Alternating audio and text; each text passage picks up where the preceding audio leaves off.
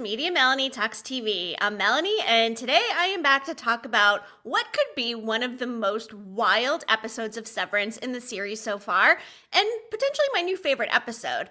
I loved Woe's Hollow. I thought that was such a strong outside-the-box episode, but this one, getting the backstory and more context on exactly how Gemma arrived at Lumon and what they're doing with her, horrifying AF. This week's video, I'm going to theorize on what could potentially be inside of that Cold Harbor room, one of the rooms that Gemma has not yet visited.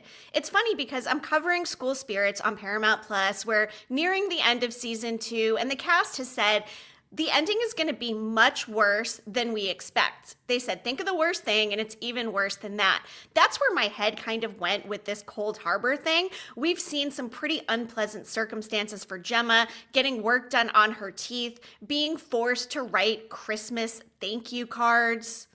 The airplane situation. Essentially, Lumon is capitalizing on the worst fears of humanity and trying to test these severance barriers, making sure there are no residual memories of them once the testing subject leaves the room. There's this one room, like I said, she still has not been in, Cold Harbor, and I do have some ideas as to what it could be. And I'm also kind of wondering about the gymnastics part. Before I get more into all of this, though, please be sure you go ahead, like this video, hit the subscribe button, especially if you like videos where I talk about dark TV shows and theorize on them. I am also covering, as I just mentioned, School Spirits on Paramount Plus, nearing the end of season 2, Paradise on Hulu, also wrapping up right now, and the new season of The White Lotus on HBO Max. Plus, I will be covering lots of other great shows this year, so stick with me for more TV talk.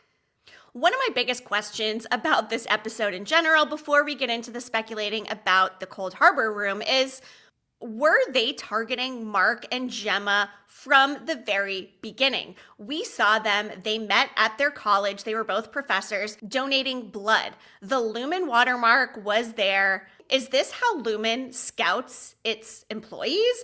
Are they literally out there holding community blood drives to look at the results of the blood, find the ideal candidates, make sure they have the right, I don't know, biometric or maybe DNA type of markers based on what they're working on, and they bring them in?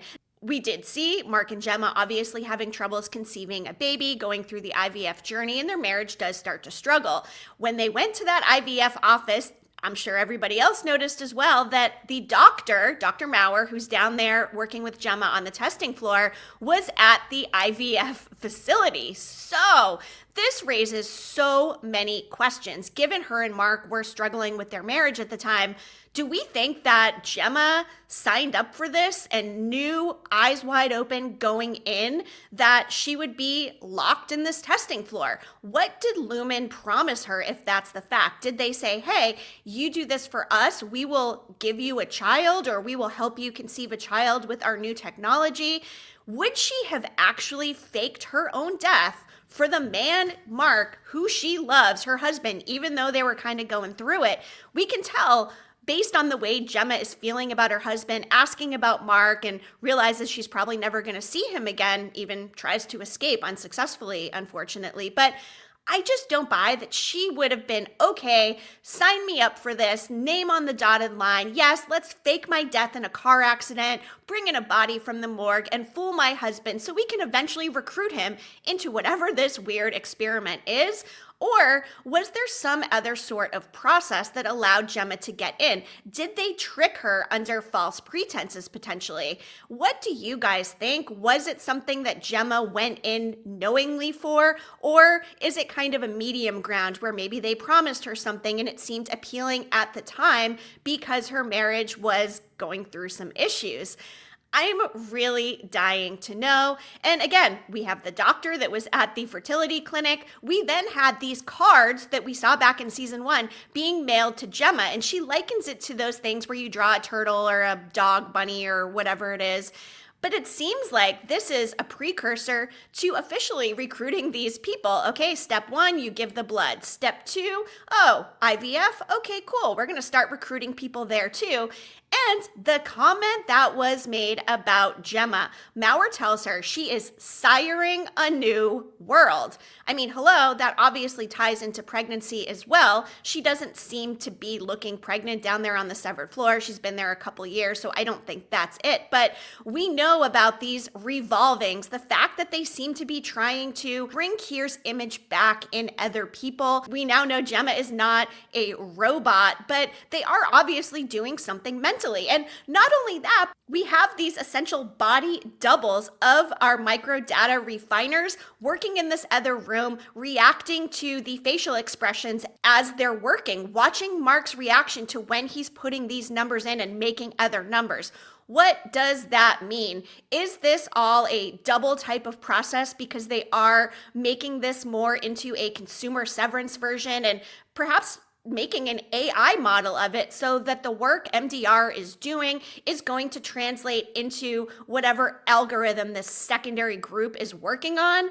We saw body doubles before at the Ortbo, and I don't necessarily think they're the same body doubles because these people weren't exact replicas, but all of this doubling, all of this duality, the fact that the episode is called Chikhai Bardo, which is in fact killing one's ego, starting the process of death, which is what Mark's going through with reintegration. How deep does Lumon have its hands? I mean, we know they have people at the morgue. Obviously, they have the means to cause this car accident and make Mark think that his wife actually died, and then they go and recruit him.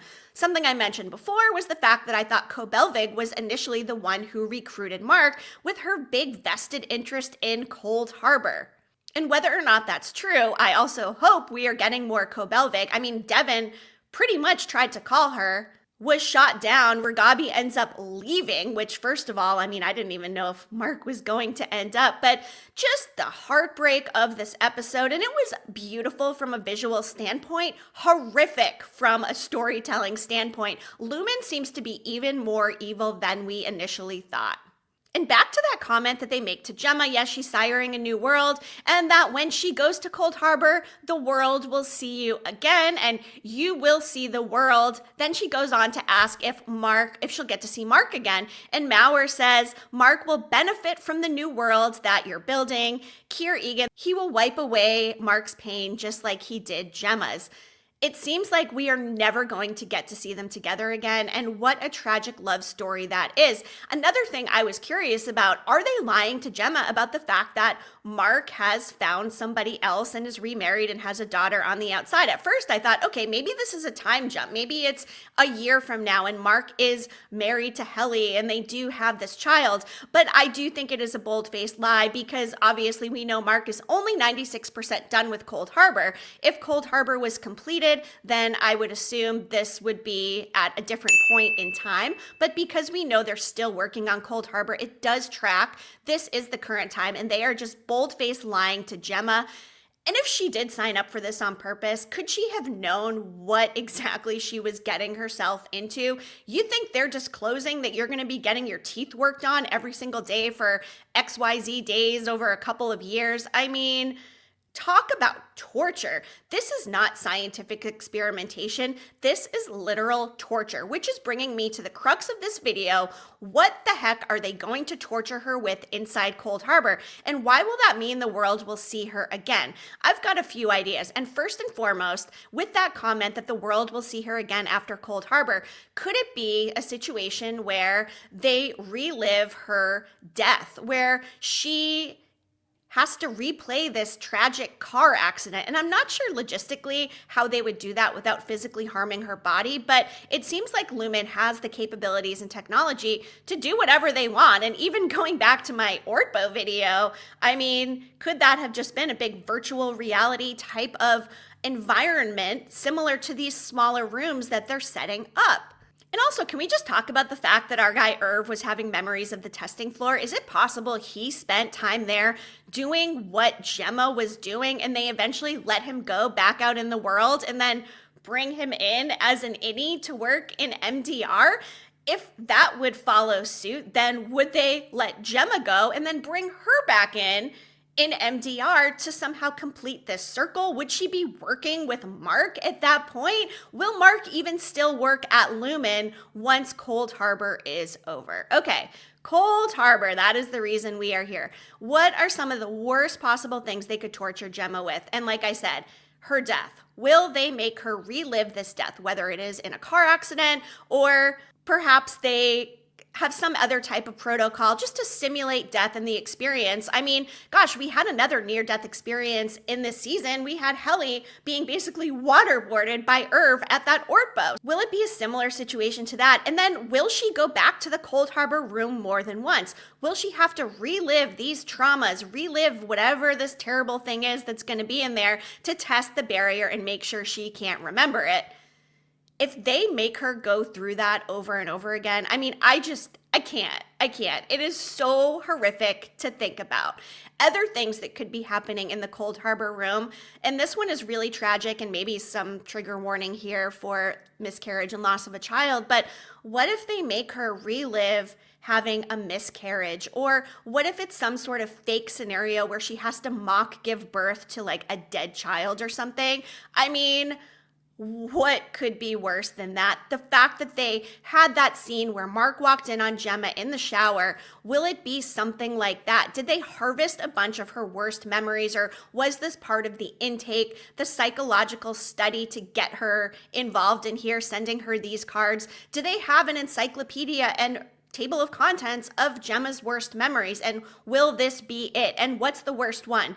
Is it the death? Is it a miscarriage or loss of a child? Or will it be something even more emotionally driven where it outlines the loss of, say, a husband or a marriage? Or perhaps they will make it seem like Mark died. What if they give her a fake newspaper, which we've seen before, saying that, you know, Mark died? Or maybe they're going to rub it in her face and it'll be something with Mark and Helly in a family portrait with a child. All of those things seem purely terrible, and for the sake of Gemma, I hope that it's not something that is just so hard for us to watch as viewers that the emotional impact will almost be too much to bear. And I'll never stop watching the show, but there are certain shows where it's difficult to rewatch certain episodes. Yellow Jackets is one for me. Episode 6, Key, in season 2, Loss of a Child. Couldn't watch it again. And I have a feeling if they do get into this Cold Harbor room and it is something like that, it may be one of those episodes of television I will never be able to rewatch. One of the grossest parts of this episode was Dr. Mauer and the fact that he's referencing he thinks Gemma is fond of him and he's fond of her. I'm sorry, but that is disgusting, and I hope that they are videotaping all of these occurrences inside of the rooms. Let me tell you, when I saw the gymnastics themed one where we did not get to see the inside of, that is very disturbing to me. And I'm going to put a trigger warning here for sexual assault. We know in the world, unfortunately, there are terrible child predators out there who do prey on younger people, and gymnastics as a whole, as a sport, there's been quite a bit of controversy with that. Is it possible they are making Gemma go through some sort of sexual assault situation and relive it and see if she can remember it? I mean, that is pretty bad, and as far as I can tell, right up there with having to relive a traumatic death or accident or witness the death of a loved one or the loss of a child. I mean, are they not showing us that for a reason and assuming that we will draw that conclusion? Because that is just so alarming to me. I hate that that type of situation even exists out in the world. It is just absolutely disgusting. Those people are monsters. And I'm hoping it's not that. I'm hoping it's more of a physical thing. Maybe they have her in there doing back handsprings, cartwheels, whatever it is from the physical standpoint. And maybe, you know, her body is sore, her wrists are sore, similar to how her mouth is sore from going to the dentist. What do you guys make of that nod to the gymnastics room? I mean, as a whole, this episode was just really unexpected. It hit me really hard. It took me a few minutes to kind of get my bearings, figure out what was going on. This doctor, I don't even know. How do they even recruit a medical professional who would be okay participating and running a study like this? And how gross is it that he has this thing for Gemma, who is very clearly a married woman who wants to go and see her husband? Like, top to bottom, just gross. However, very strong television. One of the most impactful episodes of Severance I think we've had so far. And we are starting to see more of what Lumon's end goal is. They want everybody to be severed so nobody ever has to experience tragedy or trauma. And if they do, they won't remember it. But do we want a world where we don't feel pain? As far as I've always known, it takes the light for the dark. It takes the dark for the light. You need to have negative experiences to be able to appreciate the positive ones. And I'm not saying I want people out there suffering in life, but is it sustainable to have an entire human population that can't feel pain and everybody has this robotic nature about them? I mean, look at our girl Natalie, for instance. That smile, the glazed over look in her eye because she's not feeling any emotions. I have big emotions. I like having big emotions because I like feeling things. And again, you got to feel the highs and experience the lows to appreciate the good stuff in life. I don't know if I'm behind an entire severed population. I think it's really weird that women would go to a cabin and have their any experience childbirth. As someone who's given birth twice naturally, I was very proud of that. And yeah, it was a super painful situation. I would never want that experience taken away from me. Those 2 days of my life, I'm literally getting goosebumps even talking about the birth of my children, and it is painful. I personally didn't even get an epidural, none of that stuff. I would never want to not have experienced that. It made me who I am. It made me feel like I completed a marathon, and it makes me appreciate motherhood even more. And it makes me sad that even though this is a fictional show, there are women out there who would not want to savor that experience for the rest of their lives. And not to say, I mean, hey, you know what? I understand there's a lot of traumatic childbirth situations out there. Fortunately, things went well for me, so I can understand it from a traumatic standpoint. But going into it, you're not expecting it to be traumatic. Painful, maybe, yes, of course, but not traumatic. So anyway, I've got a lot of thoughts, and I may even come back and do another video on this because my eyes are just wide open as to the true nature and power of this evil corporation, Lumon. What did you guys think about this episode, and what do you think is the worst possible case that we will see Gemma experience in that Cold Harbor room? Will she have to do it more than once? And really, what happens once this other 4% of Cold Harbor is complete? What's the end game here for Gemma and Mark, for their innies and outies? And is Mark fully reintegrated? I mean, I think so, but we're not really sure yet.